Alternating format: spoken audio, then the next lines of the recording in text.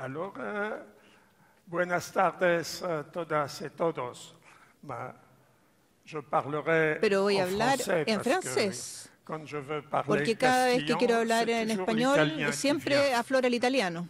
Alors, je suis très content Así que quiero d'être decirles que estoy muy ici ce contento de estar soir. aquí esta tarde. C'est la réalisation Es la realización d'une idée un peu de una folle idea un qui est poco née il y loca a que 2-3 nació ans hace à 2 o 3 Turin, quand años j'ai en Turín, rencontré cuando me Chantal encontré con Signorio. Chantal Signorio, Me dit, j'organise que me dijo, estoy à organizando Valparaiso en Valparaíso un festival Puerto de que se Ideas. llama Puerto Ideas. Est-ce que vous viendriez? J'ai dit, oui, ¿Vendrías? je viens, Yo le dije, mais sí, j'ai me jamais gustaría pu mucho, penser pero que ça se nunca hubiera podido réaliserait. pensar que esto Finalement, realmente iba a suceder. Y finalmente, ce soir, esta je suis tarde, parmi vous. estoy aquí con Alors, je suis ustedes. parmi vous pour Y parler estoy con de ustedes aquí el para poder hablar del decrecimiento, decrecimiento, un proyecto para el futuro. Dans cet intitulé, il En y este a título deux mots-clés. hay dos palabras claves: Futuro, futuro futur et décroissance. y de crecimiento, naturalmente. Prévoir le futur, Prever el futuro ça n'est pas facile. no es algo C'est fácil. beaucoup plus facile de Es mucho más prévoir le fácil passé. prever el pasado. La plupart des cultures La mayor parte de las africaines, dans culturas leur grande africanas, sagesse, en su gran se sabiduría, représentent se representan efectivamente el futuro como lo que está detrás, como lo que tenemos tras de nosotros, y el pasado como lo que tenemos por delante. Y es absolutamente lo contrario de la representación occidental. Nosotros vemos el futuro como lo que tenemos por delante, pero no lo conocemos. Mientras que lo que está por delante y que conocemos es el pasado, efectivamente, y las sociedades africanas se esforzaban por realizar el ideal de sus ancestros, es decir, seguir la huella de sus ancestros más que tratar de ir hacia un futuro desconocido y que eventualmente nos lleva al muro o a un precipicio. Solo Dios puede entonces prever el futuro. Algunas veces algunos profetas, algunos poetas también, algunos filósofos, pero ciertamente no los economistas. Cuando los economistas hacen previsiones, siempre se equivocan. El más grande de los economistas del siglo XX, John Menakens, decía con mucha sabiduría: más allá de 3 meses no sabemos nada. Lo único que sabemos es que a muy largo plazo vamos a estar todos muertos.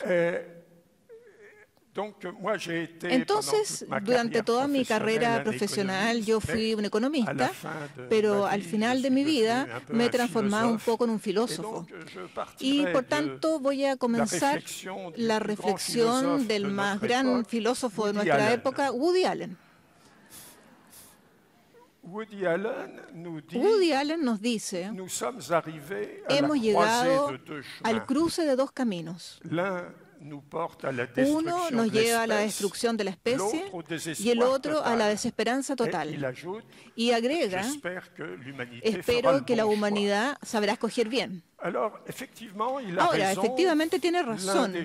Uno de los caminos, aquel sobre el cual estamos desde hace 2 o 3 siglos, aquel de la sociedad de crecimiento con crecimiento, ese camino nos lleva, y lo vemos todos los días, lo vemos cada vez más, a lo que los expertos denominan la 6ª extinción de la especie. La 5ª es la que tuvo lugar hace 65 millones de años aproximadamente, que vio desaparecer a los brontosaurios y a los dinosaurios.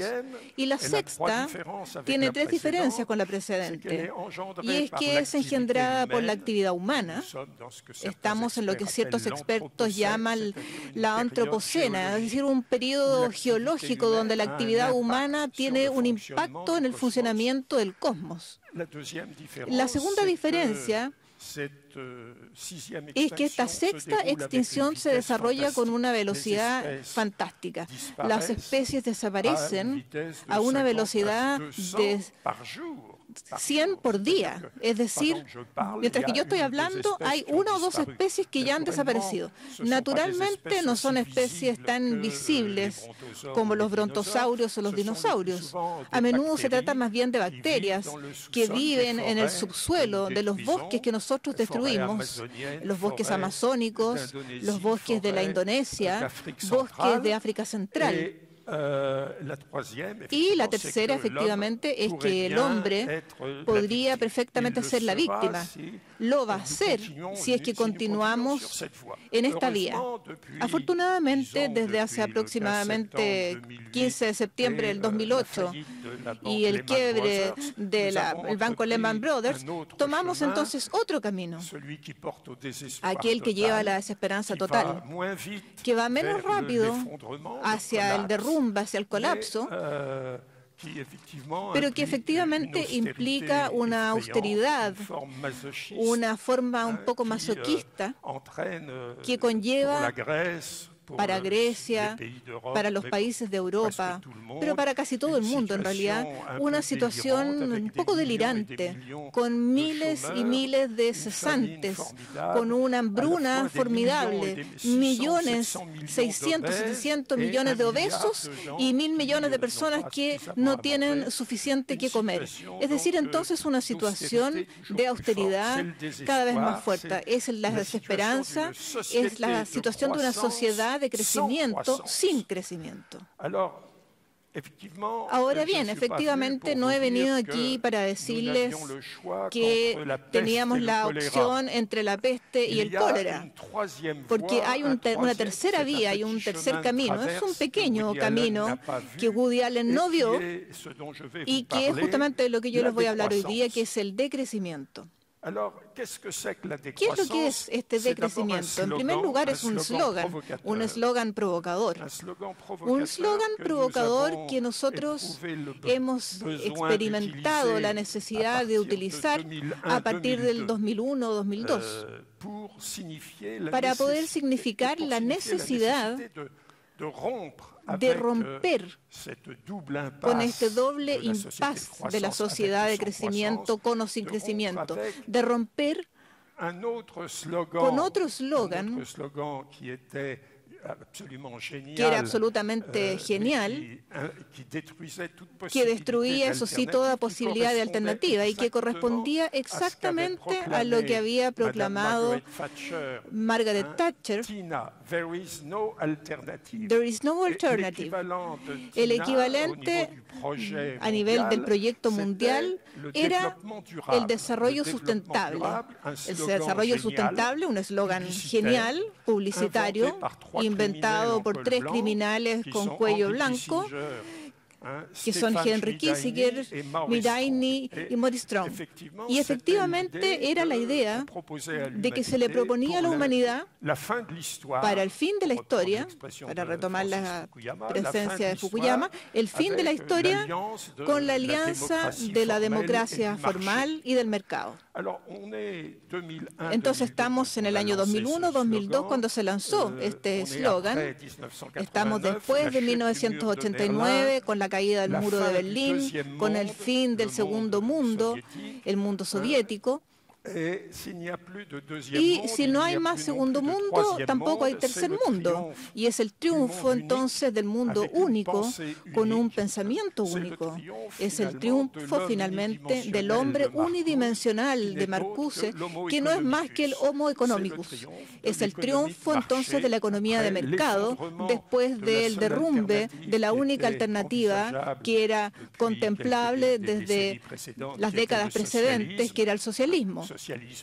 Socialismo real, como decía Brezhnev, y por lo tanto no había alternativa. Entonces experimentamos la necesidad, porque nosotros, es decir, una pequeña internacional que desde muchas décadas alrededor de Ivan Illich hacía una crítica al desarrollo, bueno, entonces dijimos, si hay una alternativa, hay que romper con la sociedad de crecimiento, que es otra palabra de la sociedad de consumo, y hay que inventar inventar una sociedad liberada de la idolatría del crecimiento. Es decir, entonces una sociedad, para ser riguroso, habría que hablar de una sociedad de acrecimiento, con ese A privativo griego que encontramos también en la palabra ateísmo, por ejemplo. De hecho, se trata precisamente de salir de esta religión de la economía, de perder la fe en el progreso y de transformarnos en ateos de la economía de crecimiento, agnósticos entonces, liberarnos por tanto de esta nueva forma de idolatría y entonces inventar una alternativa. Bueno, este proyecto tiene dos aspectos claramente, un aspecto negativo, de alguna manera, que quiere decir la ruptura con la sociedad de consumo, y un aspecto positivo que sería la construcción de una sociedad distinta, de otra sociedad, una sociedad alternativa, que yo llamo una sociedad de abundancia frugal. Me voy a explicar después y detener en la apariencia de esta palabra, en la contradicción que hay en esta palabra. Voy a sacar mi reloj para poder controlar el tiempo, porque la verdad es que podría hablarles durante 10 horas. Ahora, precisamente el proyecto del decrecimiento consiste en volver a encontrar el sentido de los límites frente a la desmedida del proyecto de la economía occidental, y por consiguiente hay que aplicarse también uno mismo con el sentido de tener mesura.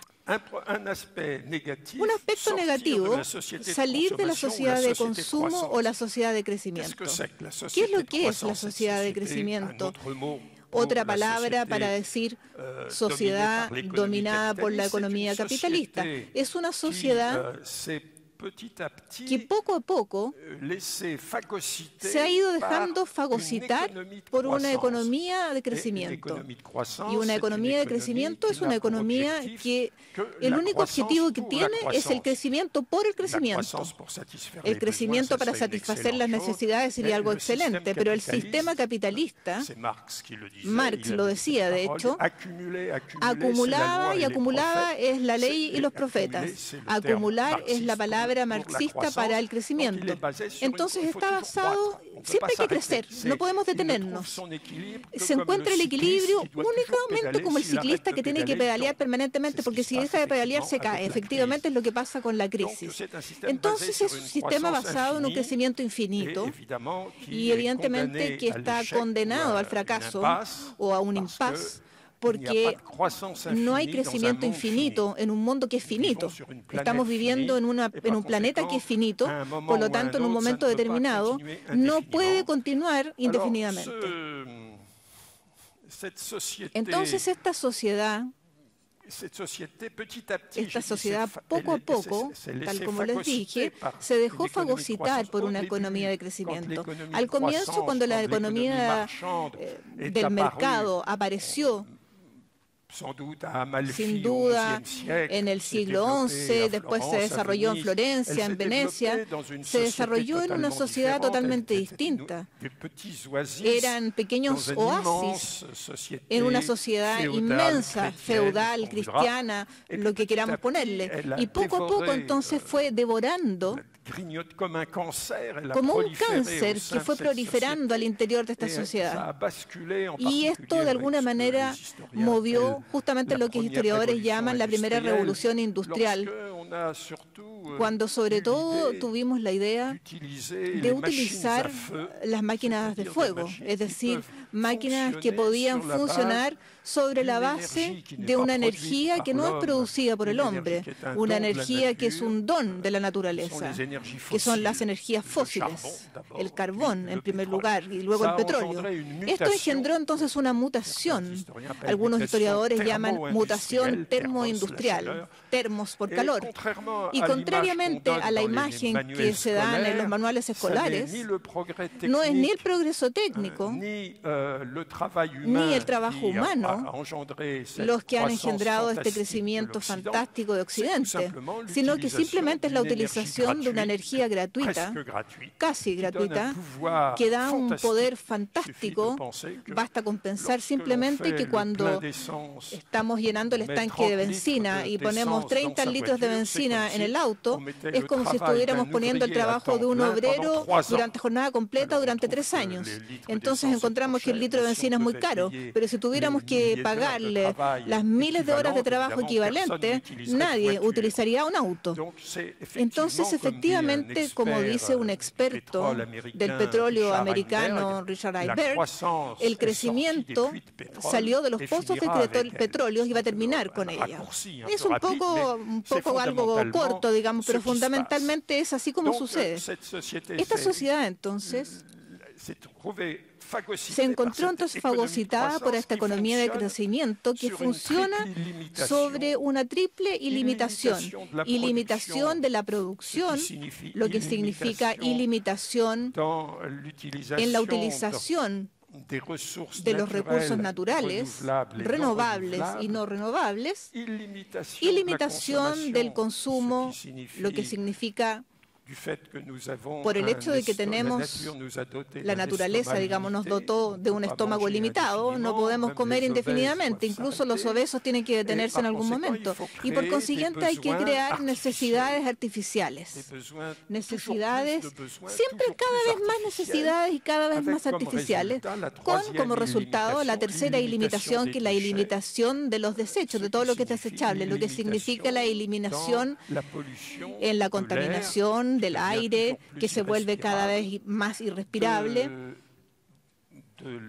del agua también, que se vuelve cada vez más difícil y cada vez más intomable. Sin duda, yo nací en Bretaña y conocí uno de los últimos representantes de una especie en vías de desaparición que conoció el gusto por el agua natural, por el agua del manantial. Se tomaba agua de manantial. Se hablaba del gusto por tal manantial o por otro. Ahora es imposible en Bretaña poder beber agua de manantial. Todas las napas freáticas están contaminadas regularmente. Bretaña se volvió una gran productora de puertos industriales.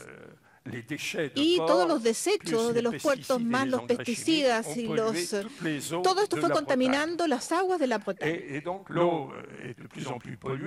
Entonces el agua está cada vez más contaminada y esto plantea grandes problemas para la reproducción de corales y para todas las especies que están en el mar, para la pesca, y finalmente hay una polución de la tierra que está cada vez más contaminada y se está transformando poco a poco en desierto. Esta triple ilimitación del mundo funciona sobre 3 ejes que son los motores de esta lógica, que son la publicidad que tiene el segundo presupuesto mundial después del petróleo, tiene como objeto darnos la satisfacción por lo que tenemos para desear lo que no tenemos, nos hace desear aquello que no tenemos. Se crea entonces una sociedad de frustrados finalmente, y tenemos que estar frustrados, vivir frustrados, porque si estuviéramos satisfechos no consumiríamos más. Entonces tenemos que estar insatisfechos y la gente se vuelve un poco débil, entonces pasa noches enteras para estar allí a la primera hora cuando venden algo, pasan la noche fuera del negocio que va a vender algo que es nuevo. Entonces, la publicidad, el crédito también, porque aunque se creó este deseo, hay que tener los medios para poder comprar. Entonces, se crearon estos organismos como los bancos, que son los encargados de ofrecer créditos a la gente y eso es el colmo en Estados Unidos, los créditos otorgan créditos a gente que no tiene dinero, no tiene trabajo y no tiene ningún patrimonio. Entonces son estos famosos créditos subprime y funcionaban porque decíamos la gente compre su casa a crédito con la especulación inmobiliaria de los precios de las casas aumentan y aumentan y por consecuencia esto funciona hasta el minuto en que esto colapsa porque esto no puede seguir creciendo hasta el cielo, los árboles no llegan al cielo en su crecimiento. Hay un momento en que esto se detuvo en agosto del año 2007 para Estados Unidos y septiembre de 2008 en el resto del mundo. Y después esto fue retomado con la misma receta un tiempo después y llegamos a curar este mal desarrollando las mismas causas que la habían originado. Entonces hay que esperar seguramente otras crisis que van a venir. Y el tercer eje es la obsolescencia programada, es decir, el hecho que estos equipamientos prodigiosos, los computadores, las máquinas lavadoras, etcétera, los televisores, son lindos, pero al cabo de 2 o 3 años están en pana. Entonces ahí usted va donde el comerciante y se podrían reparar quizás eventualmente, pero finalmente eso va a ser mucho más caro que si usted compra uno nuevo. Entonces va a comprar uno nuevo y como hay promociones, los que vienen de China, donde a la gente se le paga nada por fabricar estos televisores, por ejemplo, la mano de obra de todos estos electrodomésticos es realmente barata. Entonces usted va y compra otro en vez de reparar. Antes todo esto era mecánico y hoy día todo es electrónico, así que ya no se usa mucho la reparación. Se desecha y se compra uno nuevo. De esta manera, cada mes en Estados Unidos podemos ver negocios llenos de teléfonos celulares, de todo este tipo de aparatos raros con aplicaciones extrañas para los cuales las firmas multinacionales se hacen una idea encarnizada a través de las tribus africanas del Congo para tener este coltón famoso que figura en sus teléfonos portables y en celulares. Y si usted mira bien, van a ver que un teléfono, hay congoleses allí porque es a través de estas tierras tribales que ha producido a través de Nokia, las transnacionales, que uno se puede comprar este famoso coltón que se puede colocar en este teléfono celular. Entonces, estos aparatos se van a descargar en Nigeria, donde los niños tratan de recuperar quemando, por ejemplo, las carcasas, absorben de la dioxina y ellos se enferman y mueren rápidamente. Entonces, finalmente, todo eso es una catástrofe. Entonces, esta sociedad de crecimiento con un crecimiento incluso que no es ni deseable ni sostenible. No es sostenible, no es durable. Ya se ha comprendido a partir del año 62, cuando Madame Rachel Carson publicó el libro, que fue un bestseller en esa época y fue la primera señal de alarma, Silent Spring. Si no tenemos el libro, podríamos saberlo. El año 72 apareció el Club de Roma, los primeros aportes del Club de Roma durante este crecimiento. Hoy día ya no podemos no saber esto, porque hay informes sucesivos del GIEC, de grupos intergubernamentales sobre esta evolución. El último informe, el quinto, apareció el año 2014 y nos dice muy claramente que si nosotros no cambiamos de camino, de ruta, vamos a colapsar completamente, ir al fondo de se va a derrumbar nuestro sistema, nuestra civilización globalizado y mundial hoy día. Sin hablar de los innumerables informes que han emanado, como por ejemplo el de Patagonia, del Patagón, informes que son más o menos secretos hoy día sobre distintos aspectos. Sabemos hoy día, conocemos muy claramente lo que está ocurriendo y vamos a hablar entonces de la huella ecológica.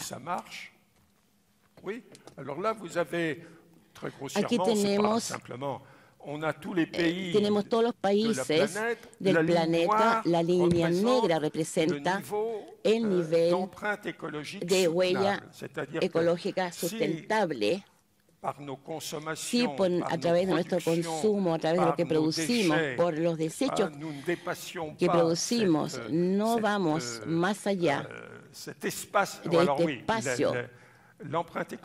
Esta huella ecológica, footprint, hay una imagen de esto, entretenida. Esa es la huella ecológica. Es un pie, es la huella del pie. Ahí tienen dos grandes contaminantes sobre el planeta, los Estados Unidos abajo y la China arriba. El problema es que la China o China, no sé cuántos millones de habitantes tiene.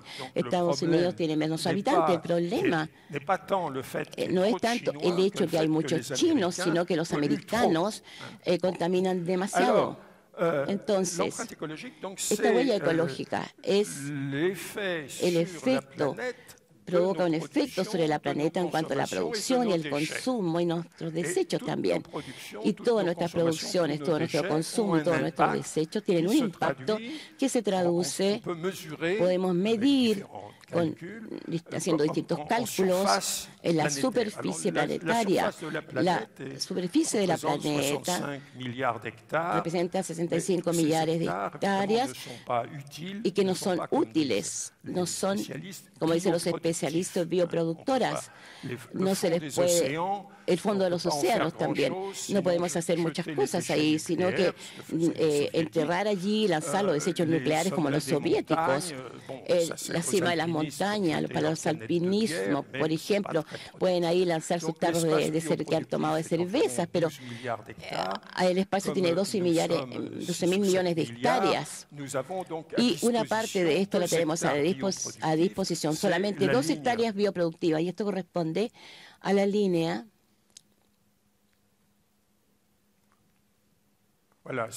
Aquí está, es la línea negra que muestro acá, que corresponde a estas 2 hectáreas. Hay grandes consumidores, los que van más allá de las 10 hectáreas porque quieren hacer esquí en el desierto. Entonces eso significa un consumo extremo, que es loco. Estados Unidos, misma cosa. Si toda la gente viviera como los americanos, tendríamos que tener 6 planetas para satisfacernos. Entonces, aún hay que seguir viviendo por 2 razones, porque nosotros recibimos una ayuda técnica enorme de parte de algunos países, los que tienen una huella que está bajo la línea. Son países como Burkina Faso, Afganistán, países que están al sur generalmente, y que están en África, en Asia y un poco en América Latina. Y entonces estas personas nos ayudan, en vez de, como mis ideas economistas han desarrollado esta idea, no son los países del norte que ayudan a los países del sur, al contrario, son los países que están en el sur que ayudan a los del norte. Basta simplemente con constatar esto. Los países del norte, que representan menos del 20% de la población mundial, absorben 85% de los recursos. Entonces, vea qué queda para el resto. No queda mucho para el resto, pero eso no basta para poder satisfacer esta voracidad de los grandes consumidores. Entonces, hay que no solamente revisar todo, hay que forzar un poco el patrimonio. De esta manera, nosotros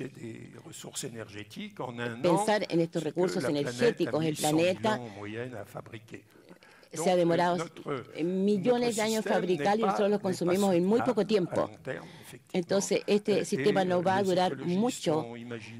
Hay que imaginar, los ecologistas han imaginado como cada año hay, por ejemplo, la fiesta del trabajo, la fiesta de las mujeres, el 8 de marzo, etcétera. Tendríamos que también hacer los short days, es decir, el día en que vamos a ir más allá de la capacidad de regeneración de la biosfera. Y este año los short days llegó el 15 de agosto, creo.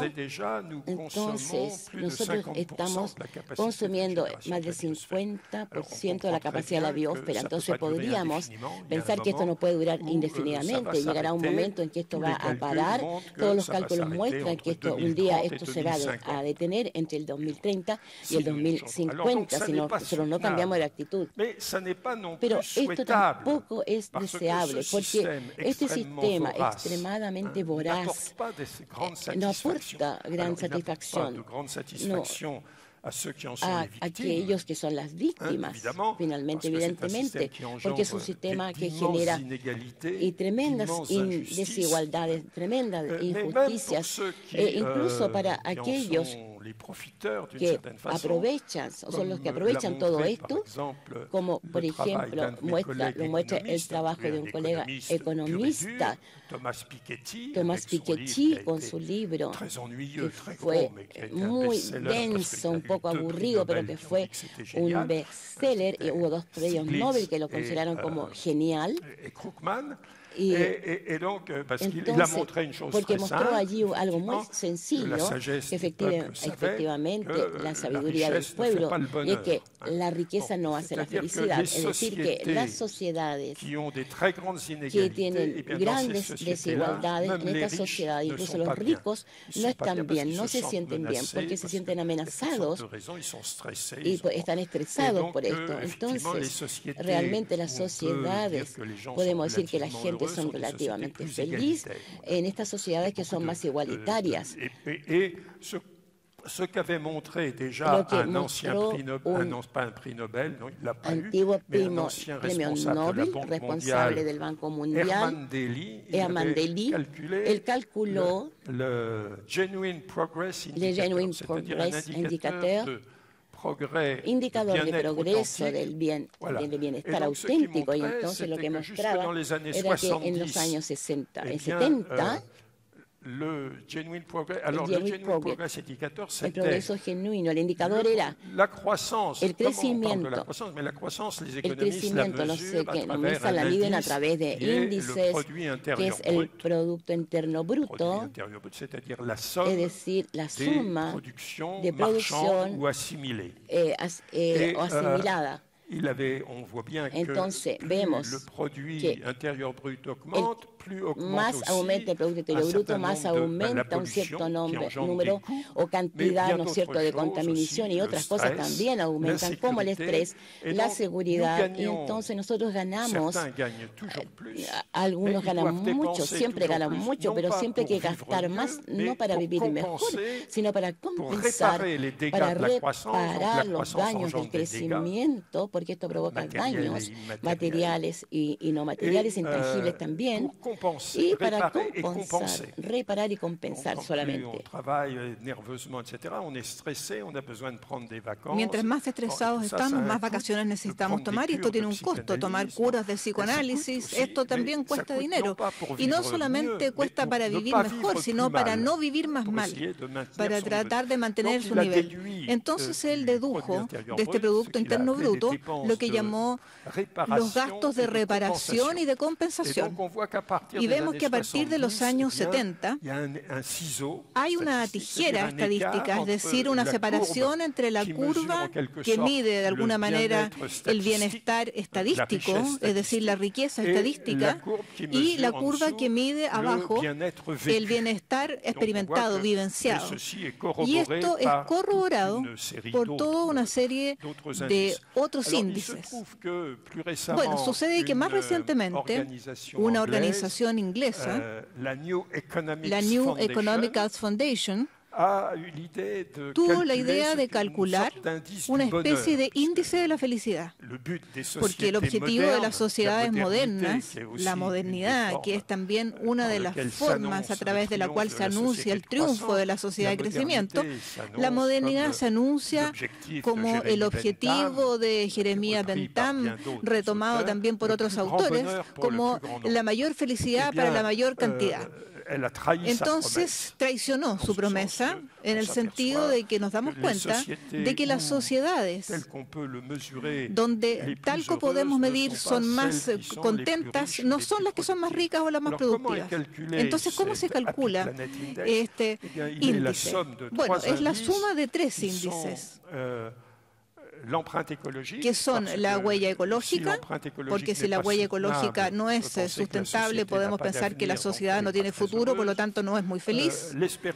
La esperanza de vida en el nacimiento, porque podemos pensar que si las personas se mueren con una esperanza de vida de menos 30 años, no es una sociedad que esté muy satisfecha. Y la tercera dimensión, que es la más compleja de todas, que es el subjective well-being, es decir, la sensación de bienestar. Y ahí es muy interesante porque hay muchas encuestas, hay encuestas y también índices objetivos, el número de suicidios, por ejemplo. Es muy curioso, en ninguna sociedad humana antes de la nuestra había niños que se suicidaran y resulta que ahora observamos que hay niños de 8, 9, 10 años que se suicidan. Entonces, en sociedades muy ricas, entonces una sociedad en que los niños se suicidan no parecen ser sociedades muy felices o muy satisfechas. Es bastante divertido porque las encuestas que se hacen en Francia muestran que los franceses en promedio no se sienten felices o se sienten menos felices que sus padres, etc. Y los economistas están furiosos y dicen, tendrían que estar felices, se están equivocando. Sí, pero bueno, no están contentos, no son felices. Entonces es bastante divertido.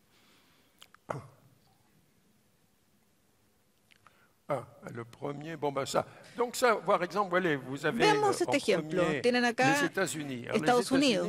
Estados Unidos tienen el Producto Interno Bruto más grande. La segunda columna es el Índice de Desarrollo Humano, que es un índice hecho por Naciones Unidas que toma en consideración la educación, la esperanza de vida, la salud. Entonces, Estados Unidos tienen un desarrollo humano donde son un poco menos buenos en ese aspecto. El tercero es desarrollo humano, perdón, el segundo es por persona. Y a nivel de la felicidad, están en los últimos. A la inversa, pueden ver otras alternativas. Entonces, lo que es interesante en esto, ¿quiénes son los primeros en esta carrera? Bueno, Vanuatu, Costa Rica, sociedades entonces que no tienen particularmente... Vanuatu, por ejemplo, es un caso interesante, porque se canta, se danza, se hace el amor, pero no se producen autos.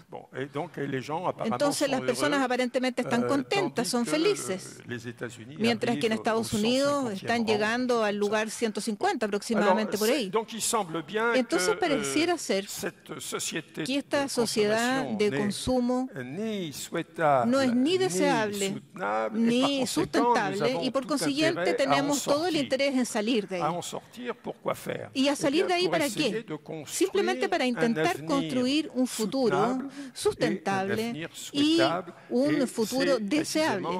Y precisamente ese es el proyecto del decrecimiento. El decrecimiento, entonces, como digo, es un eslogan, pero que se transformó de alguna manera una lucha de alimentación de todos los que quieren salir de esta sociedad de desperdicio que ha traicionado sus propias promesas para construir una sociedad más justa, una sociedad que sale de esta ilimitación, que es la palabra clave de la modernidad, la palabra maestra de la modernidad para encontrar el sentido de la mesura y de los límites. El decrecimiento, entonces, no es una alternativa. Es una matriz de alternativas. Es decir, no vamos a construir una sociedad que yo llamo de decrecimiento, pero podríamos precisar las cosas de la misma manera en Texas y en Chiapas, por ejemplo, o en Portugal o en Senegal. Entonces, ¿por qué? Por una razón muy simple, y es que lo que produjo la sociedad es una uniformización planetaria, es decir, una destrucción de todas las diferencias. La única diferencia es el nivel de vida, el nivel de riqueza o el nivel de destrucción del ecosistema. Entonces, una vez liberados de esta chapa de plomo del economismo, de la obsesión de crecimiento, entonces encontramos la diversidad de las culturas, la diversidad de los conceptos de la vida, y por consiguiente, cada grupo humano tiene que ser capaz de decidir el futuro que desea construir, sabiendo que el futuro actual no es posible, que hay que salir de ahí y hay que construir un futuro duradero, sustentable, si fuera posible. Entonces, sea cual sea la opción, estamos en estas alternativas, encontramos por un lado un conjunto de condiciones de base, que son la sustentabilidad ecológica, sociedad que no tiene sustentabilidad ecológica como la nuestra, que no ha encontrado el sentido de la medida, de la armonía con el cosmos y que no tiene futuro. Y por otro lado, una filosofía que finalmente es una filosofía común o más o menos común, que simplemente es este sentido de los límites. Nos damos cuenta. Desde hace algunos años yo lancé una colección en Francia y en Italia de los precursores del decrecimiento.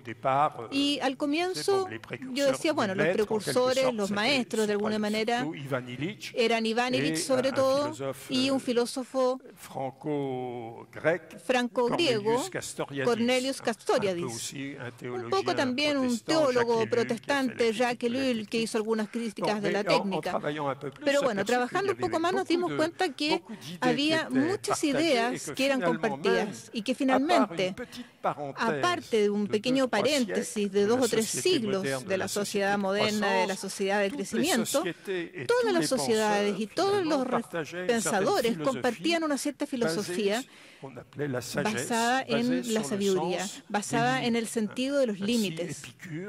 Epicuro, por ejemplo, decía, el que no se satisface con poco, nunca va a ser feliz, nunca va a estar satisfecho con nada. Pero esa filosofía la encontramos también en los taoístas chinos, por ejemplo, y la encontramos también en la filosofía amerindia, que se volvió a la moda con este buen vivir, y los quechua, y lo encontramos en la sabiduría africana también, en la sabiduría asiática.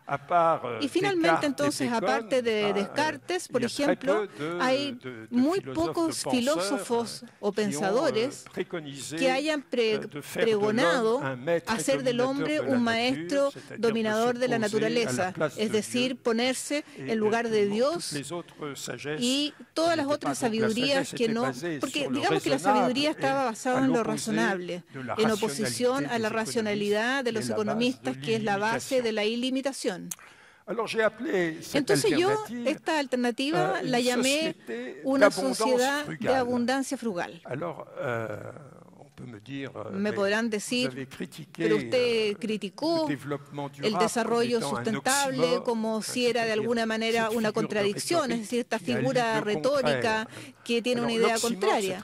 Pero la contradicción es muy interesante porque es una figura de retórica. Cuando los poetas como Pablo Neruda, por ejemplo, utilizan el oxímoro, es muy interesante porque esto hace soñar.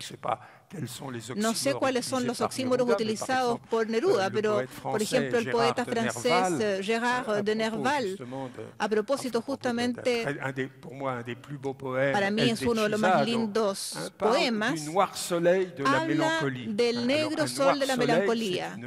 Eso es un oxímoro.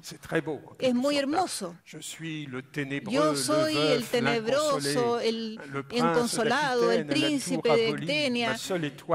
Mi única estrella ha muerto y mi lucha constelada lleva el negro sol de la melancolía. Para mí esto es sublime. Bueno, cuando los poetas utilizan esto, Corneille de hecho ya hablaba la oscura claridad que desciende de las estrellas. Bueno, la oscura claridad es un oxímoro. Entonces, ahí es muy hermoso. Sin embargo, cuando George W. Bush habla de una guerra limpia o de un ataque, una limpieza quirúrgica, realmente pensamos que es porque está jugando con nosotros. Los tecnócratas, cuando utilizan los oxímoros, los utilizan cada vez más, de hecho. El crecimiento verde, el crecimiento es todo menos verde. Es una contradicción. Me pueden decir entonces la abundancia frugal es una contradicción. ¿Por qué? Porque pensamos que vivimos y nos han vendido con la publicidad la idea de que vivimos en una sociedad de la abundancia.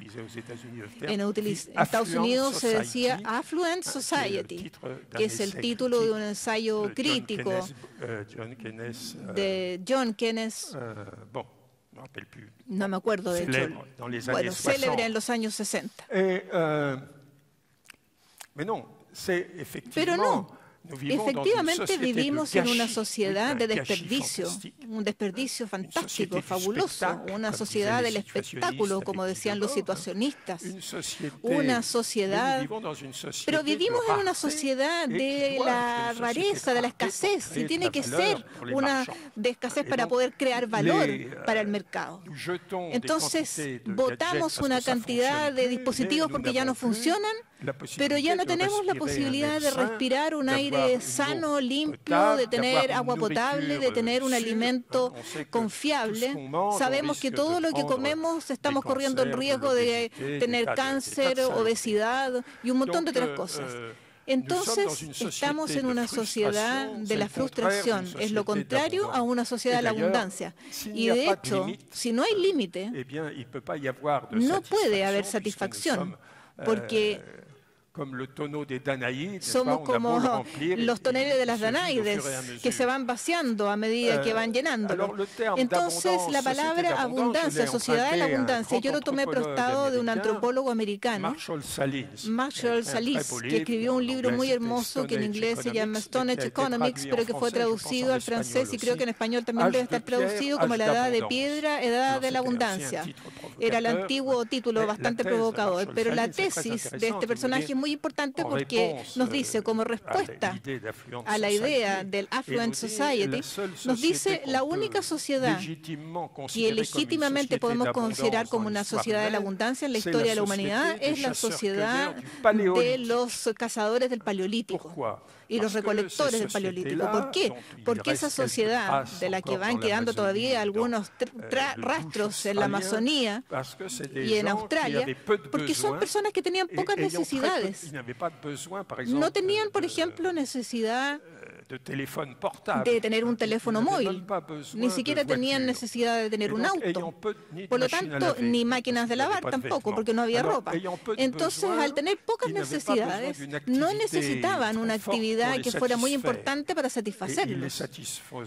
Y la satisfacían, según los antropólogos, todos los estudios que se hicieron concordaban en eso, con una actividad que no tenía mucho que ver con el trabajo, tal como lo entendemos nosotros, el trabajo en una fábrica o en una oficina, el trabajo de la cajera de un supermercado, una actividad al aire libre, de recolección, de caza, de 2 o 3 horas por día. ¿Y qué es lo que hacían el resto del tiempo? Bueno, algunos preferían hacer el amor más que la guerra. Otros preferían bailar, jugar, soñar, divertirse, escribir poemas, hacer música, etc. Entonces nos damos cuenta de que efectivamente no se trata de volver, como dicen algunos críticos que no han leído la literatura con respecto al decrecimiento, no se trata de volver a la edad de piedra. Cuando los periodistas dicen, ¿quieren llevarnos a la edad de piedra nuevamente? No, no, no, yo los quiero llevar mucho más atrás todavía, a nuestros ancestros bonobos, esos monos parientes de los chimpancés que hacen el amor más que hacer la guerra. Entonces, no, se trata realmente de volver a encontrar, porque se puede tener la abundancia únicamente si sabemos limitarnos. Por lo tanto, la frugalidad no es la austeridad tal como se le impone en gracia, sino que la frugalidad en este caso es simplemente contentarse con tener una buena máquina de lavar hasta el final de sus días, más que estar cambiándola cada 2 años, porque hay unos productores que imaginaron que para ganar un poco más de dinero ponían un cubo en plástico más que de uno de aluminio, entonces eso hace que si a ustedes se les quedan algunas monedas en el pantalón cuando lo meten en la máquina de lavar, se rompe la cuba y tienen que cambiar la máquina de lavar. Se trata de vivir mejor con menos, teniendo un impacto ecológico sobre el planeta inferior. Entonces, yo formalicé de alguna manera esta necesidad de una ruptura a nivel de la concepción de la ruptura para una sociedad bajo la forma de 8 R's. Es como una coquetería que yo hice. Es un medio de colocar unas palabras técnicas a través de la imaginación. Esto es entretenido. Es un libro que apareció en los años 70 y que era profético. Es una profecía que nadie escuchó, parece. Y esto corresponde a lo que nos espera. La sociedad sin crecimiento termina mal, termina bajo una forma de ecolofascismo. La ciencia ficción nos ha dado bastantes ilustraciones en los años 70. Se trata aquí de un muy buen libro, Soleil Vert, Sol Verde. Se hizo un muy buen film, una buena película de este libro. Quizás lo pueden encontrar en internet ustedes. Voy a explicar, si usted me lo pregunta, después yo lo voy a explicar. Y esto corresponde, esto está en castellano, es el círculo virtuoso de las 8 R. Primero, la ruptura a nivel de los valores. Entonces, es como un poco una inversión considerando la tradición revolucionaria del marxismo a nivel de la superestructura. Es el cambio de programa.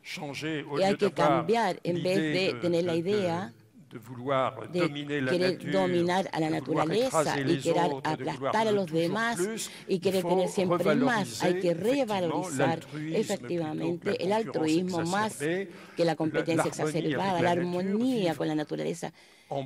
Vivir, ser un buen jardinero, porque nosotros formamos parte de la naturaleza.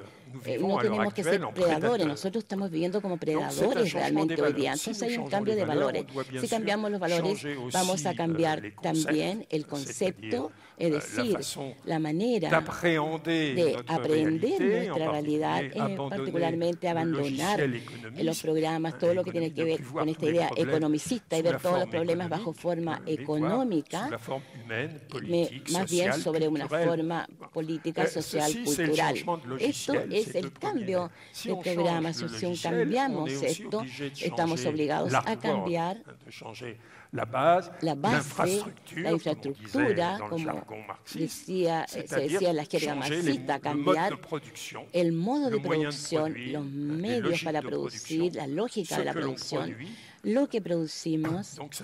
Entonces, esto implica una enorme reconversión, que implica también hay que invertir el 4 y el 5. Hay un error aquí de la persona que hizo el PowerPoint, parece. Hay que cambiar. Si cambiamos producción, cambiamos también la redistribución. Estamos en un sistema muy desigual, muy injusto. Y ya podemos entonces comenzar a cambiar la redistribución, aumentar los salarios. Sobre todo, yo hablo de renta. Una de las formas que incorpora todos estos cambios es la relocalización, la reubicación, salir de la globalización y encontrar el sentido de lo local, no solamente a niveles económicos, sino también de política y a niveles culturales también, porque estamos condenados a vivir en un lugar dado. No vivimos de manera globalizada ni mundializada.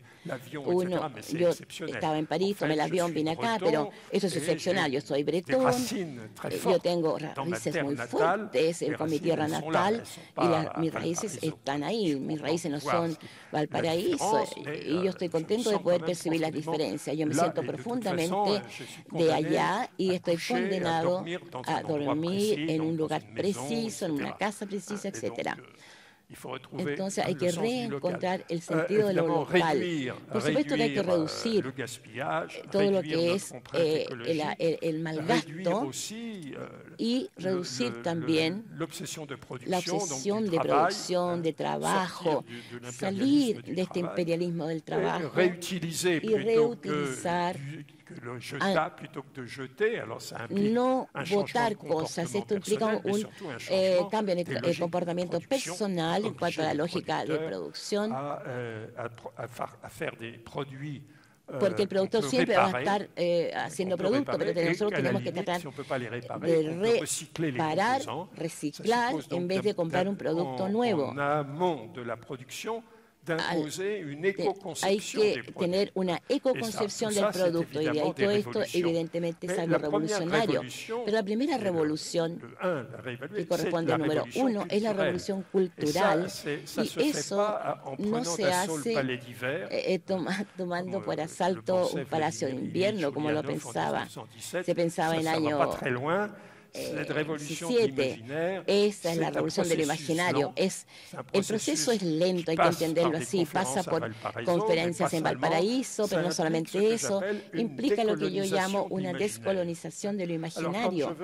Como quiero explicar lo que es descolonizar lo imaginario, voy a tomar de Mark Twain algo que nos dice.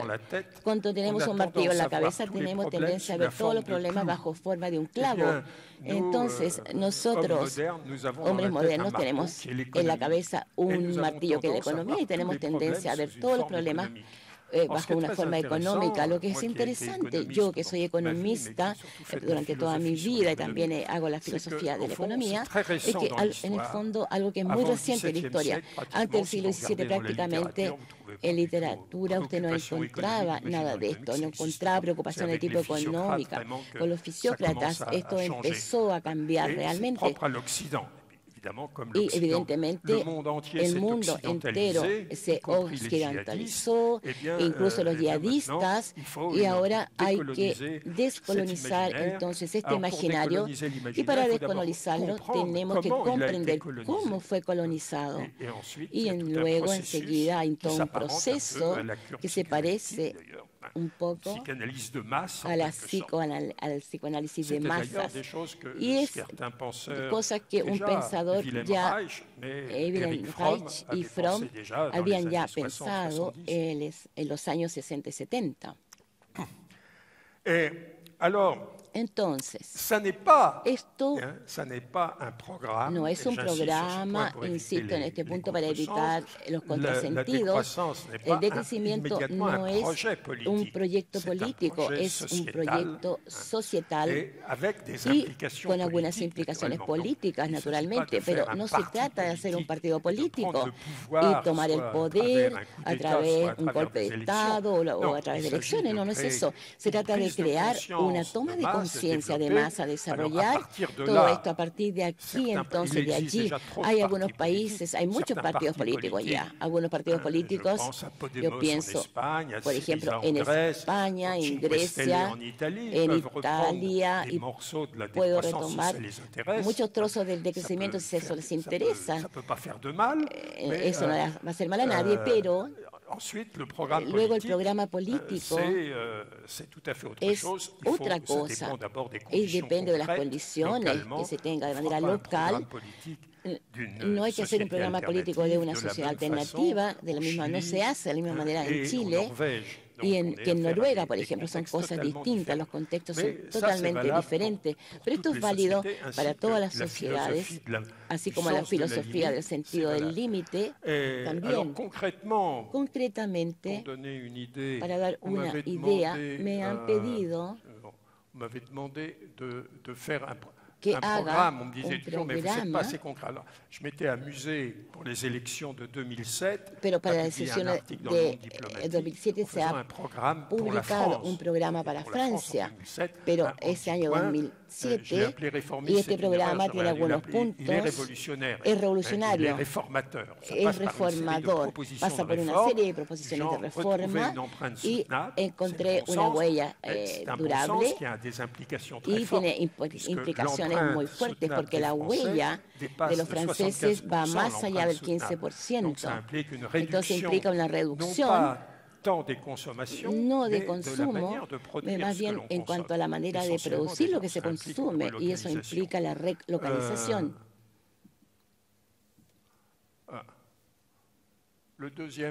El segundo punto, reducir el transporte internalizando los costos, porque el transporte es una de las actividades más contaminadoras por el consumo de petróleo, por la producción de gas de efecto invernadero, etcétera. Reduciendo el transporte efectivamente se va a favorecer la relocalización. Hay que relocalizar las actividades también, ya hablamos de eso, hay que restaurar la agricultura campesina, salir de esta agricultura que nos está intoxicando a través de todos los pesticidas y los abonos químicos y encontrar una agricultura sana, inventar o reencontrar esta a través de otros medios y todas las experiencias que esta agricultura no productivista, incluso el informante de FAO, Olivier Schulter, había dicho claramente que si nosotros queremos alimentar a la humanidad en los 2050 no tenemos que seguir con esta agricultura productivista porque el petróleo que hoy día ya no será posible utilizar el petróleo para la producción. Si nosotros queremos comer carne hoy día, carne de vacuno, en realidad estamos comiendo petróleo. Esa es la realidad. Un kilo de carne de vacuno, desde el campesino hasta la persona que lo consume, son 6 litros de petróleo, porque el tractor tiene petróleo, los pesticidas son petróleo, el abono tiene petróleo, el transporte para ir desde el productor al consumidor implica petróleo, la refrigeración, todo implica petróleo. Entonces el cálculo que se hizo es de 6 litros de petróleo para un kilo de bistec. Entonces, transformar las ganancias de productividad. La productividad no debe servir a producir siempre más y trabajar siempre más, sino a trabajar menos, para trabajar menos, hacer un trabajo que sea menos duro. Desgraciadamente es lo contrario. Entonces, para crear empleos, se hace para crear más empleos, habría que reducir entonces el tiempo de trabajo más bien. Y relanzar y producir los bienes relacionales. Son bienes como la amistad, por ejemplo, la ayuda, el conocimiento, el amor. Por ejemplo, Parquímedes hizo un gran servicio a la humanidad. Entonces, esto, yo estoy hablando del hecho de que alguien, si alguien utiliza este principio de Arquímedes, no se es un conocimiento apropiado. Eso no impide a los demás de utilizarlo. Los bienes que son utilizados por todo el mundo de esta manera, el hecho de amar a una mujer, por ejemplo, no significa que yo voy a amar a todas las mujeres, porque hay algunas que son bien celosas, pero se puede compartir la amistad. El hecho de tener un nuevo amigo no impide conservar a los amigos antiguos. Entonces, eso significa los bienes relacionales, en particular todo lo que favoriza el bien común, reencontrar el sentido del bien común, y eso es algo muy importante. Reducir también el despilfarro de energía. ¿Por qué? En Francia existe una asociación de ingenieros que calcularon que podíamos tener la misma satisfacción consumiendo 4 veces menos de energía, reduciendo entonces este despilfarro, porque las casas están mal concebidas, se calienta sin necesidad, se deja la luz prendida durante toda la noche para la publicidad, por ejemplo, etcétera. Entonces hay un despilfarro energético importante. Incluso dijeron que al final se podría reducir de un factor 10. Entonces, restringir entonces esto, restringir el espacio publicitario, porque el principal medio de colonizar el imaginario es a través de la publicidad. La publicidad, que es una forma de propaganda, y el arma de destrucción masiva de la publicidad es la televisión. Había un antiguo presidente en Francia de TF1, el primer canal de televisión, que explicaba que su trabajo consistía en venderle a la Coca-Cola tiempos de cerebro disponibles. Era un gran cinismo, pero decía, efectivamente, eso es lo que sucede. La televisión efectivamente sirve para favorecer la propaganda de las grandes transnacionales.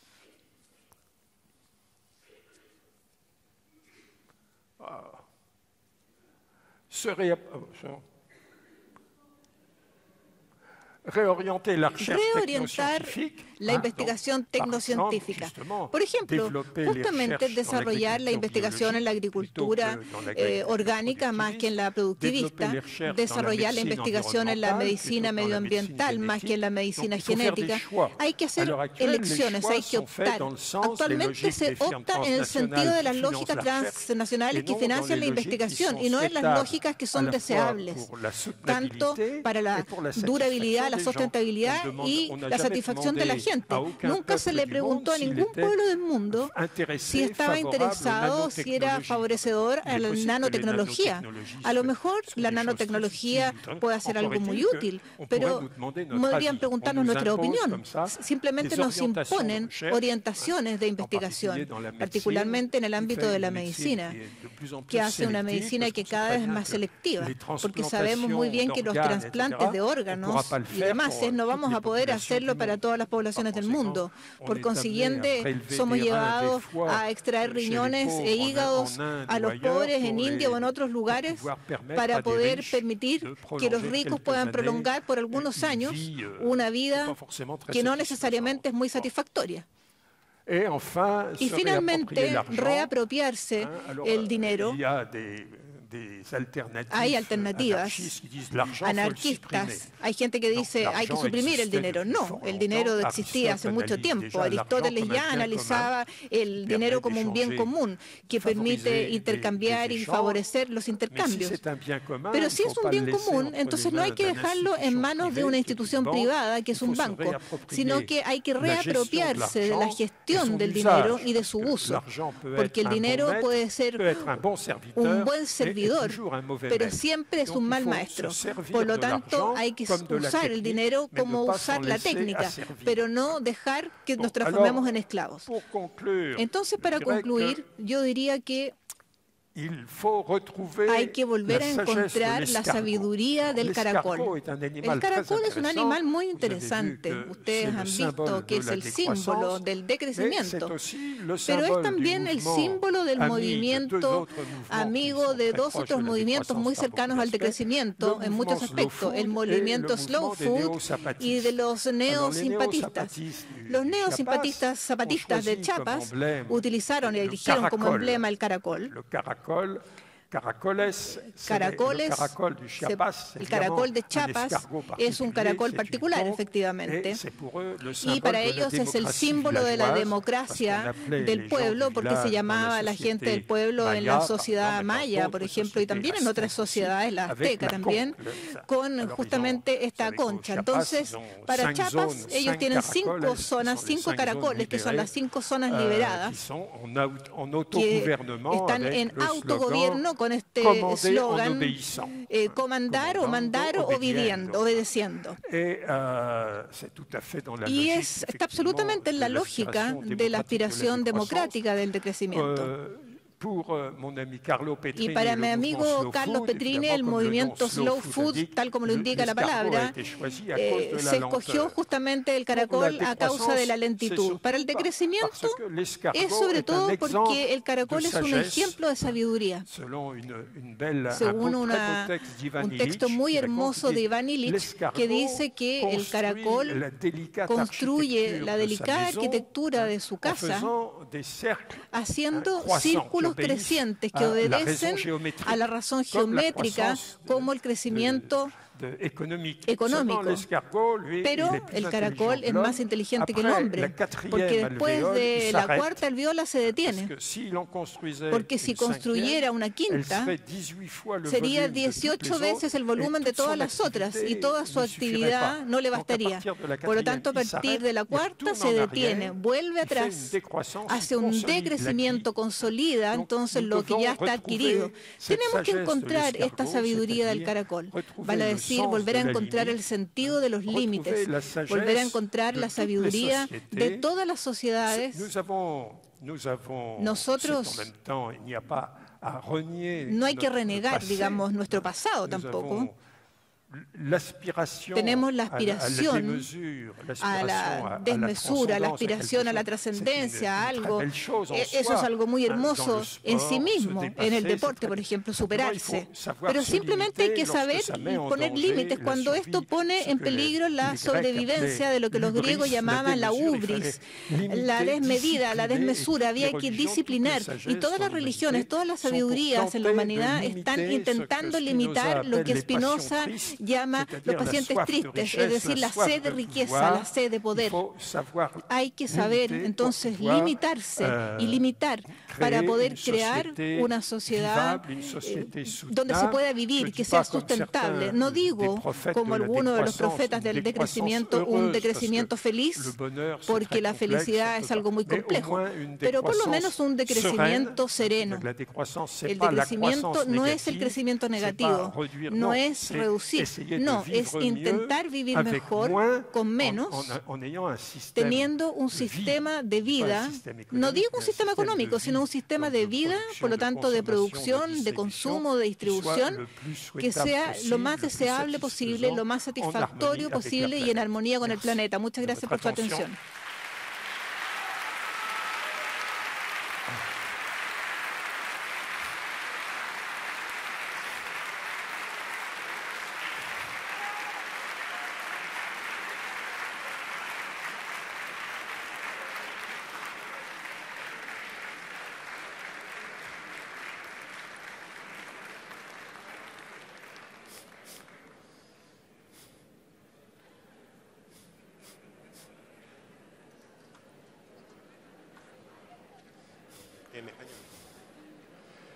¿Aló? ¿Hola? ¿Aló?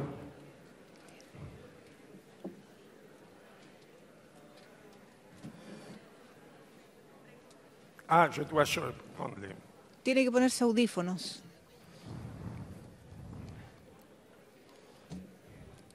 ¿Vous m'entendez? Oui. D'accord. Muchas gracias. Merci beaucoup.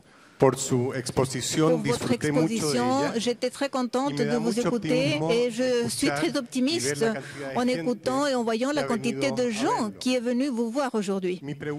Ma question est, il y a un élément que vous ne mentionnez pas dans votre exposé et que je pense concerne beaucoup la décroissance économique, qui est la décroissance de la population. Alors, je suis intéressée à savoir si je me trompe ou je ne me trompe pas, et comment vous voyez que les religions qui prétendent continuer à croître avec l'humanité, comment elles pourront monter et comprendre leurs théories. Merci beaucoup. Je vais prendre les 3 questions. Voy a tomar las 3 preguntas y voy a responder entonces después a las 3.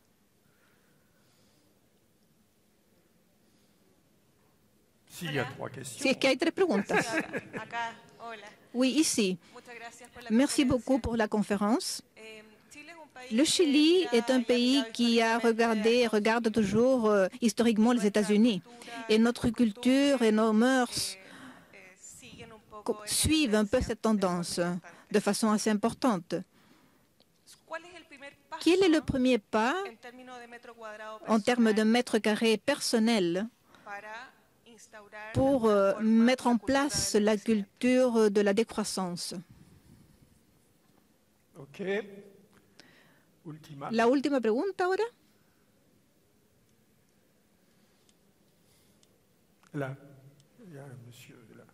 Hay un señor aquí. Bueno, yo estoy muy contenta. Moi, je suis très contente d'avoir assisté à cette conférence.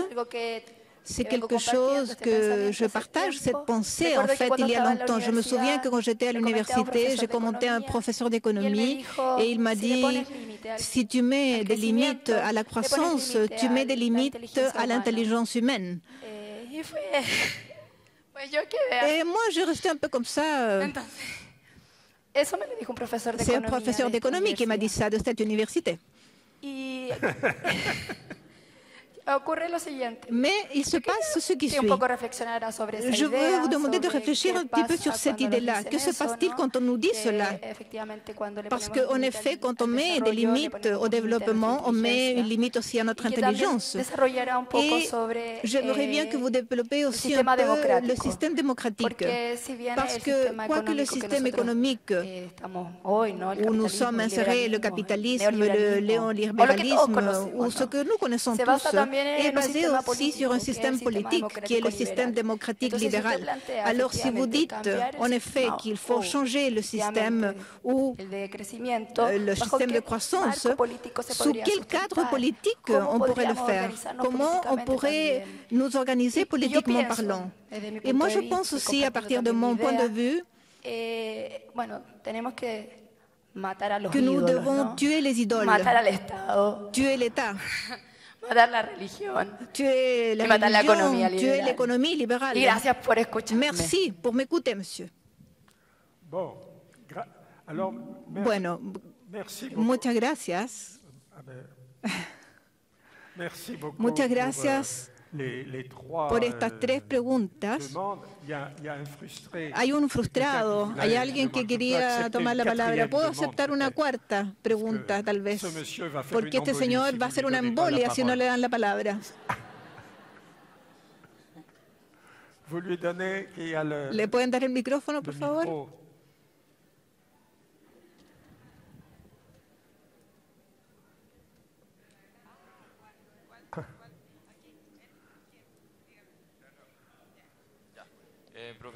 Professeur, muy corto. Très court.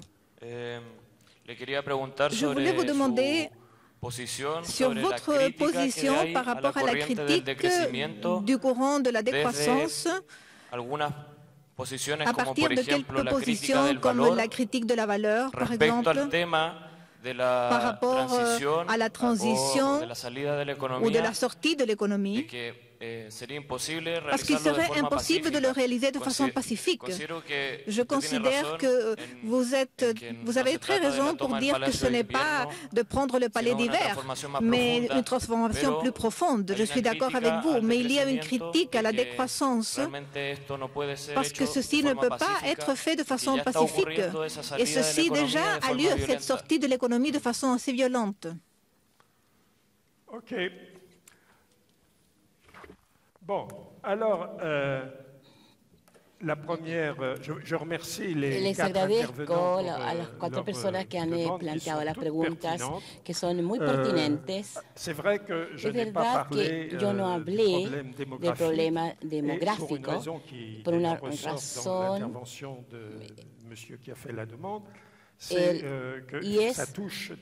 Esto tiene que ver con problemas religiosos, con sensibilidades, y esto puede acarrearnos problemas. Pero esta pregunta que hizo es muy seria, hay que abordarla. Fue abordada en mi primer libro, que es la traducción en castellano, sobre la apuesta al decrecimiento. En el capítulo 5 o 6 yo creo que se consagra justamente a este punto. Si un crecimiento ilimitado es incompatible con este planeta limitado, esto tiene que ver con por supuesto, con el crecimiento de la población. Es evidente que va a ser muy difícil vivir 12.000 millones en el año 2050, sobre eso es francamente imposible. Y todos los ecologistas, los profetas de la ecología, Nicolas Georges Castoriadis o René Dumont, todos han subrayado el hecho que el problema demográfico hay que considerarlo, pero nuestro primer problema hoy día, como lo vemos a partir de la huella ecológica.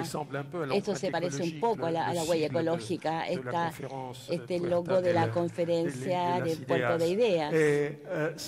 Y no se trata de que los chinos son muy numerosos, sino que los americanos consumen demasiado. Ustedes tienen un ejemplo flagrante Yo paso mi vida en Italia, en gran parte. Italia es un caso extraordinario.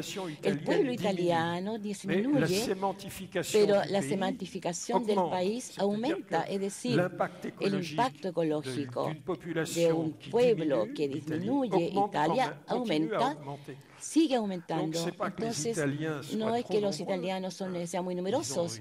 Ellos han disminuido desde el punto de vista demográfico. Ellos producen mucho, consumen mucho y destruyen mucho y despilfarran mucho también su entorno. Entonces, la primera cosa que hay que hacer es realmente la limitación de sortir de la lógica del crecimiento y pasar a una lógica del decrecimiento que obliga a reflexionar sobre el punto de la demografía, por supuesto. Evidentemente, contrariamente, ha habido un ensayo que fue un bestseller que se llama la bomba P. Quiere decir la bomba pueblo, y que realmente subraya este problema, este aspecto. Se calculó que si todo el mundo tuviera el modo de vida de los australianos y de los americanos, el planeta estaría sobrepoblada. Hay que eliminar la novena parte de la población. Ya no se puede soportar este número, gran cantidad de gente que viva como los americanos. Existe una especie de gobierno oculto mundial que toma decisiones y hay gente, este grupo hizo cálculos. Hacia el futuro habrá epidemias, guerras nucleares terribles, destrucción que va a destruir una parte de la gente del mundo. Si acaso seguimos viviendo como los americanos. El padre Bush declaró en la conferencia de Río, el modo de vida americano no es negociable. Pero si el modo de vida del americano no es negociable, y como toda la gente aspira justamente a este modo de vida, hay que entonces diezmar un noveno de la población del pueblo o de la gente, digamos, a nivel mundial.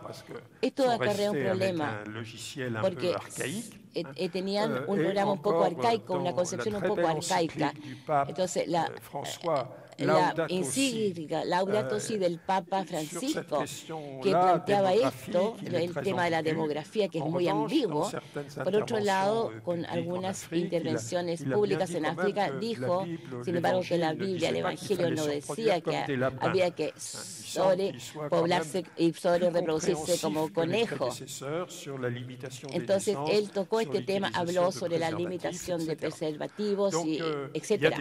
Ha habido evoluciones, ¿no es cierto? Pero se calculó que si todo el mundo viviera como Burkina B, por ejemplo, yo soy un africanista, conozco muy bien África, he vivido en Burkina Faso, no digo que la vida en Burkina B sea el ideal personalmente, a mí me cuesta ir ahí, me cuesta vivir ahí, pero ellos no son más desdichados que los franceses, por ejemplo. Entonces se calculó que el planeta podría soportar 23.000 millones de habitantes, entre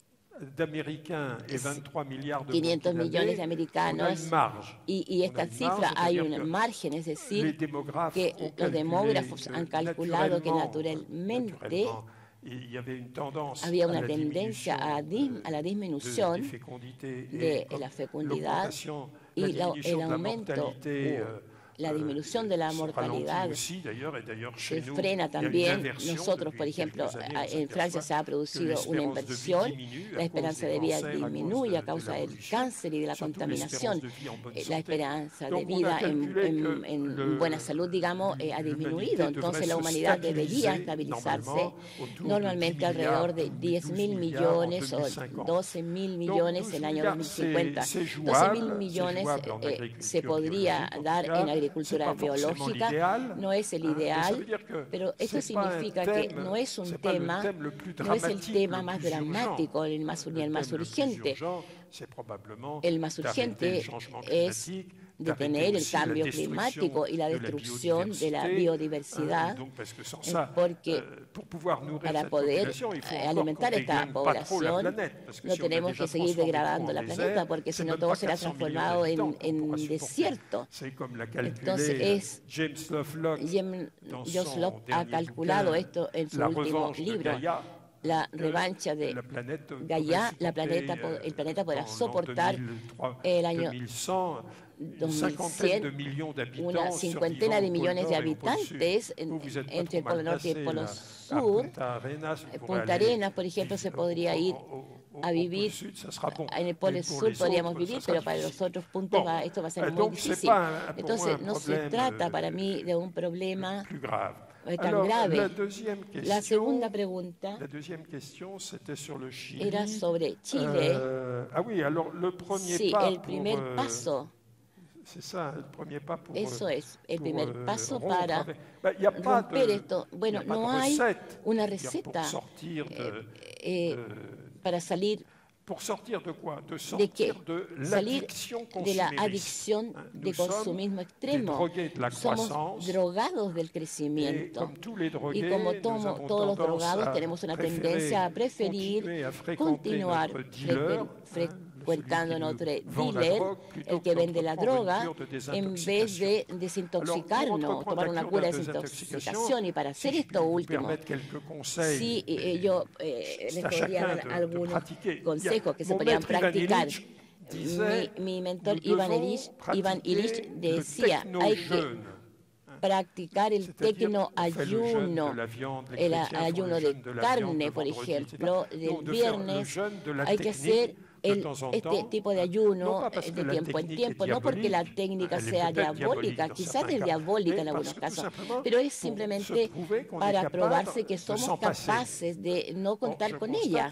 Y yo constato hoy día que asistimos a una mutación antropológica.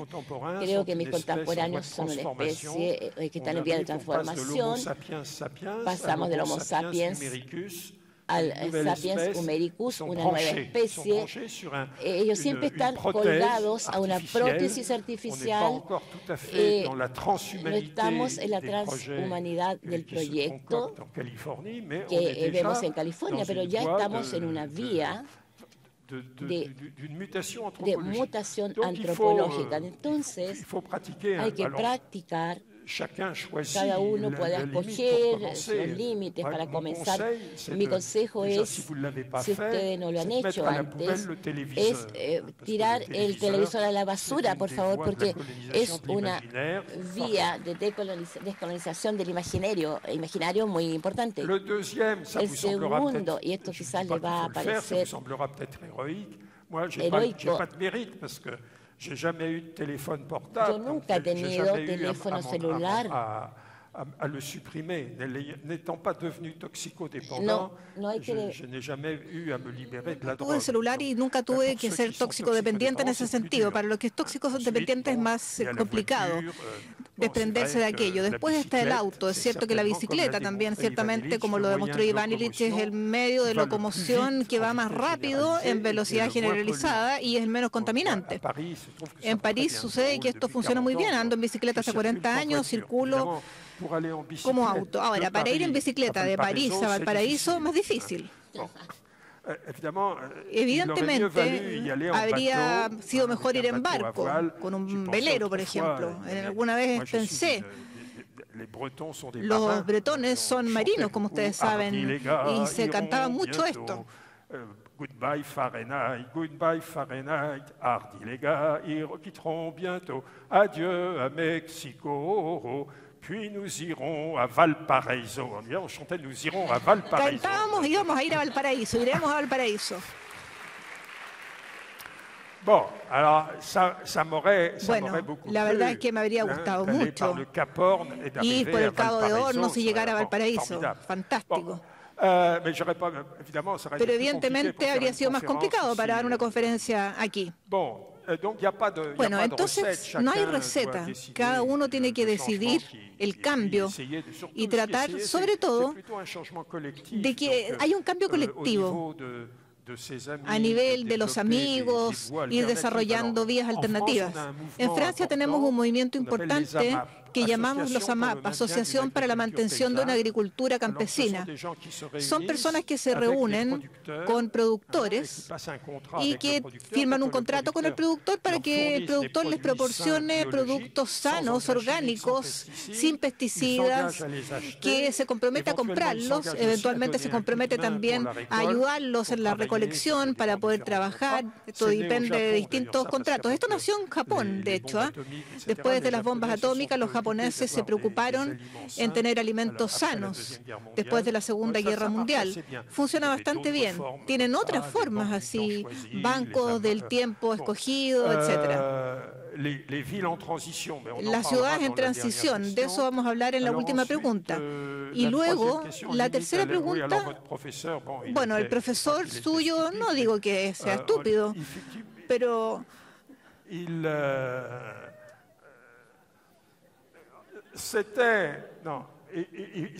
no, es cierto que la ideología del crecimiento, a ver, yo cuando hice mis estudios de economía, mis profesores se hablaba de los círculos virtuosos del crecimiento. Y si yo hice el círculo aquí, con estas 8 R, es el círculo virtuoso del decrecimiento, es como respuesta al círculo virtuoso del crecimiento de mis profesores. Porque nos explicaban que el crecimiento, efectivamente, en el contexto de lo que se llama en Francia 1945, 1975, de los países que se salieron destruidos, que pudieron sobrevivir destruidos de la Segunda Guerra Mundial y que habían conocido la crisis de los años 30, el crecimiento parecía ser el remedio milagroso para todos. Era lo que permitía aumentar los salarios, aumentar los beneficios y aumentar los recursos del Estado.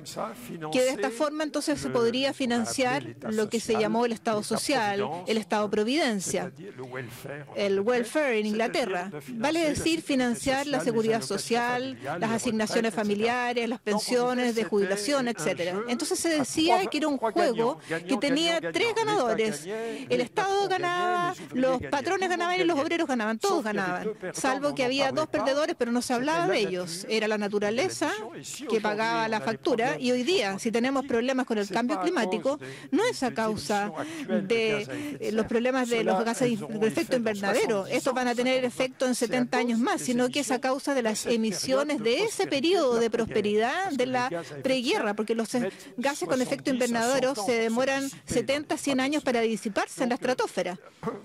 Entonces, uno de los vencidos era la naturaleza, y luego los países del sur, del tercer mundo, que fueron cayendo al subdesarrollo. En la época pueden releer los textos de Galeano, el uruguayo, justamente sobre la vena abierta de América Latina. Eso sigue siendo algo de actualidad. Eduardo Galeano. Muy buena referencia. Entonces, efectivamente podemos entender que los economistas intoxicados por la ideología económica, sin ser completamente idiotas, puedan propagar esas ideas. De hecho, la inteligencia humana no necesita del crecimiento. Yo expliqué que el crecimiento, contrariamente a lo que piensan los economistas y los manuales escolares, no es el resultado de la técnica o del trabajo, sino que es el resultado de las energías fósiles.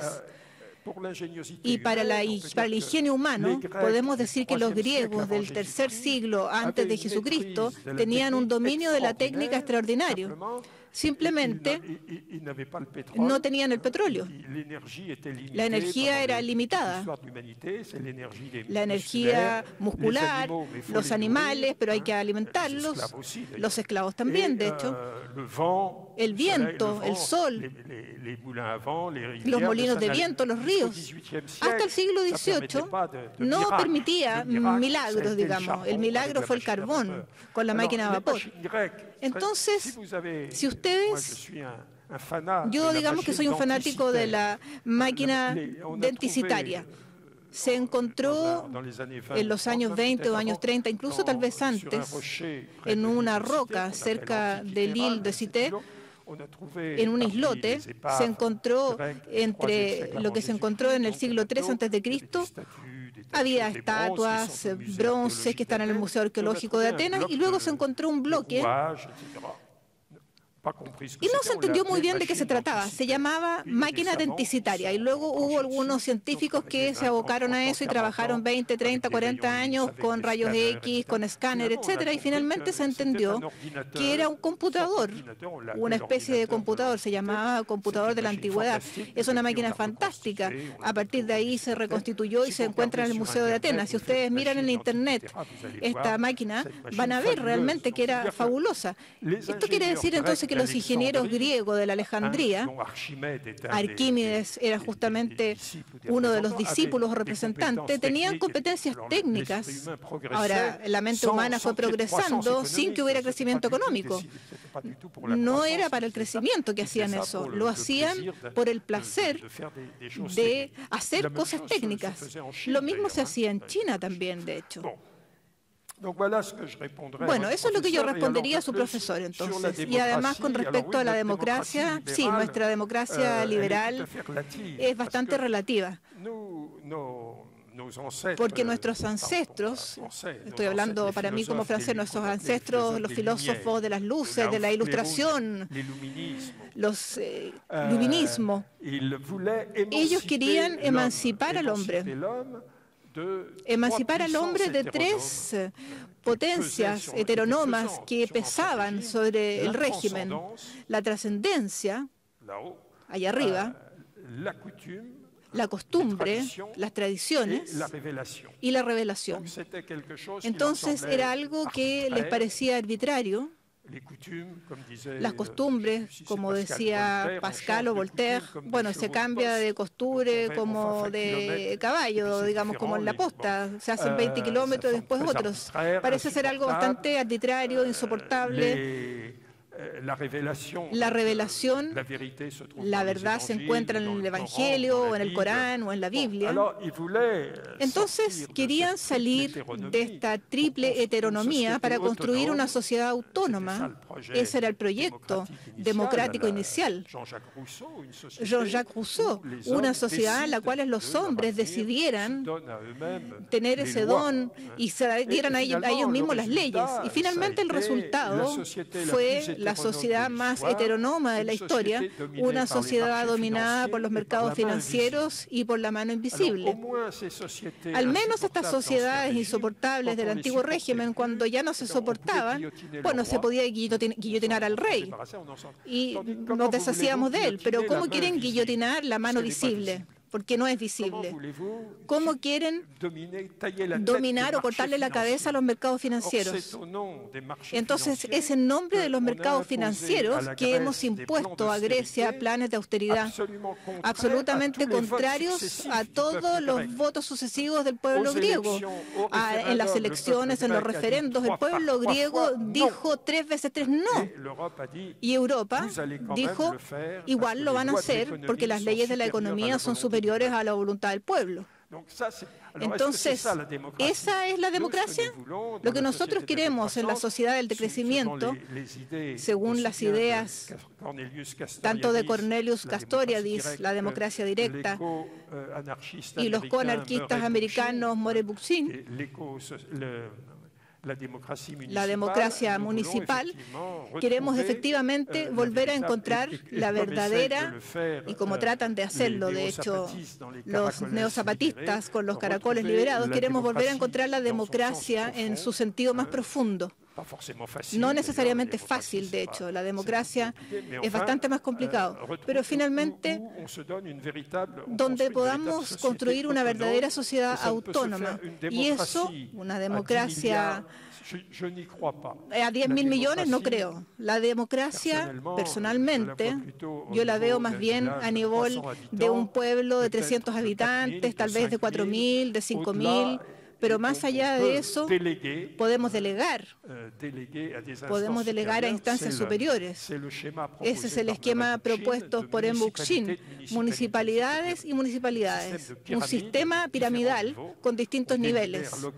Se deslibera entonces localmente para los asuntos que tienen que ver con una comunidad más amplia. Se envían delegados, mandatarios con un mandato expreso, revocable, no personas que se eligen una vez cada 5 años y y que después de eso hacen lo contrario de aquello para lo cual fueron elegidos, sino que personas que se controlan permanentemente, que se renuevan y que no se vuelven profesionales de la política. Esa es la propuesta, entonces, utópica, porque es una utopía, pero como horizonte de proyecto alternativo del decrecimiento. Y hay efectivamente otras críticas alternativas, otros proyectos, como lo que se mencionó al final, la última persona que hizo la pregunta lo evocó, la crítica del valor. Yo escribí un libro con uno de los teóricos del crítico de la valor después de una discusión respecto al tema. Fue publicado en francés con el título Para terminar con la economía, y en italiano Para cómo salir de la economía. Lo diferente, la diferencia es que los teóricos de alto nivel, para que criticaban el valor, gente que no son muy conocidos públicamente, como Joe Poston de Estados Unidos, no me acuerdo del otro nombre, mi amigo Ansel Biab, es que los análisis son muy sutiles, pero no tenemos la salida concreta. Ese es el principal reproche que se les hace. La palabra transición. Yo creo que usted está hablando acá de las proposiciones de mi Robert Keynes sobre el Transition Time en Inglaterra, a quien se le reprocha realmente el hecho de no ser, de estar en ruptura, no plantear el problema. Hay un momento probablemente o la violencia es permanente. Es un sistema violento que se impone a todos los niveles y probablemente incluso si somos un discípulo de Blondie olvida a veces el apóstol de la no violencia cuando decía, si no hubiera elección contra el deshonor y la violencia, yo escogería la violencia. A veces no hay elección entre el deshonor y la violencia, pero entonces algunas evoluciones para salir de la economía no se hacen de manera muy dulce. Habrá, de todas maneras, violencia que es inevitable. Pero la violencia viene del hecho es con respuesta a una violencia que nos ha sido impuesta, es una autodefensa, como lo practicaban los neozapatistas, que llegaron en enero del año 14 a San Cristóbal de las Casas, en Chiapas, y la primera cosa que dijo el comandante Marcos fue, no queremos tomar el poder. Eso fue extraordinario, porque tradicionalmente en América Latina hay revoluciones, muchas revoluciones, y siempre es para tomar el poder. Y él dijo, no queremos tomar el poder, queremos que el poder, cualquiera que él sea, que sea facho o un poder de izquierda a derecha, lo que sea, que el poder respete nuestros derechos, el derecho de los indios a su tierra, a sus tradiciones, y luego realmente se firmaron muchos acuerdos que nunca fueron respetados. Nosotros persistimos en la autodefensa para proteger nuestros derechos, y la protección de nuestros derechos efectivamente pasa a través, él lo dijo el estratega del Pentágono, hay que desarrollar, tratar de destruir desde el anterior o desde el exterior los nudos de resistencia a estos comandos de la muerte, etcétera. Hay que hacer asesinatos, muchas cosas, y efectivamente hay violencia para realizar un proyecto fundamentalmente pacífico. Bueno, creo que respondí en la medida de mis capacidades a sus preguntas.